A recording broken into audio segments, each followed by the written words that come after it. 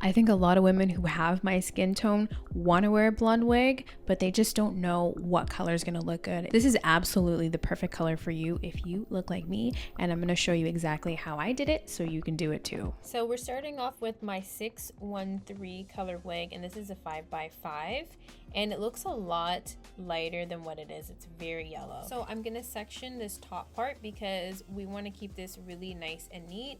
And then the other thing is you're gonna have a towel by your side to wipe your hand just to make sure everything's nice and clean. So your color formula that you're gonna go in with is gonna be 4N with 4G. The reason you're doing these two colors is because you need some neutral and you also need some warmth to fill in the yellow color because the hair is so bright. If you just do 4N natural color, it's gonna be very light. The color is not going to take, so you need to fill it with a warm undertone.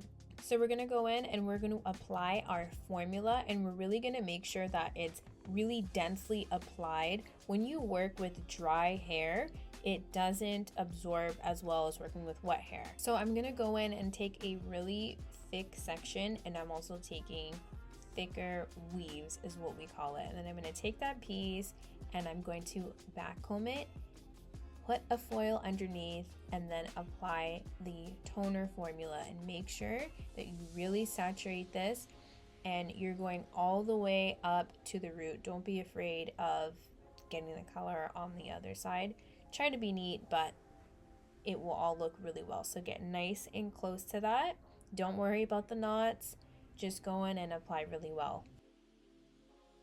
And now you see this second section, this is our highlight. So the only thing we're gonna do here is apply it right on the root, because imagine we have that low light piece that I just colored, and now this would be the highlighted piece. So we have low lights and highlights. We're not actually gonna be bleaching that because it's already bleached. So I'm showing you again here, taking a really nice thick section of a weave, putting that forward,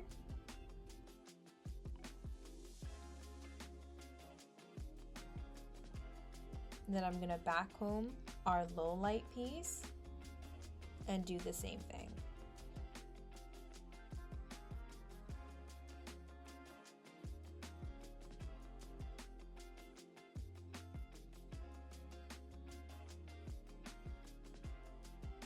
And I can't stress it enough, really make sure you're putting enough of your product in. It's a lot harder working with a wig head because you don't have the sturdiness, so really just try your best. If you can get yourself a good wig stand, get one from Amazon. The one that I'm using is linked in the description. So I'm just going back in and make sure everything is saturated properly. I'm going in and I'm just touching up any spots that I feel need to be touched up again. You really want to make sure you let this sit for a good 50 to 60 minutes. I know it seems like a long time, but because this hair is so light, it really does need all the time to really sit and develop. If you feel like it's getting a little bit too dark, you can always rinse it out a little bit earlier. The other reason why I'm using permanent color is because you're going to be using heat on this, it is going to lighten. So that's why I'm using permanent with 10 volume. So after I've let it sit for the amount of time, I've rinsed out all of the color. I conditioned the hair, rinsed that out, and then I applied my toner formula, and this is the toner formula that you guys can use. Conditioning the hair before you tone is going to give a more even result. Then you're going to let your toner formula sit for 20 minutes, rinse that out, condition, and then you're going to blow dry and style. And make sure you use a good amount of heat protectant and some oil. And there you have it, folks. So this started off as a 613 wig, and there was no way that I was just going to wear that right off the rip, right out the box. Too yellow and too contrasty for my skin tone. Even if I had toned that into more of a silvery color, that is not an everyday look for me. And for that, it would be so high maintenance with my makeup and my outfit. So I decided to add a root and tone the rest of the hair. The hair is still very light, but that little bit of root and low lights that I added in between really makes this an everyday lived in look. Matter of fact, I'm a natural blonde with this hair. The color is beautiful, but the wig itself I would not recommend purchasing. It's a 5x5 wig, and I do just feel like it's very bulky. I don't like the cap construction, and the hair does shed. To be fair, blonde hair is always going to shed a lot more. That's just the nature of blonde hair because it is so fine.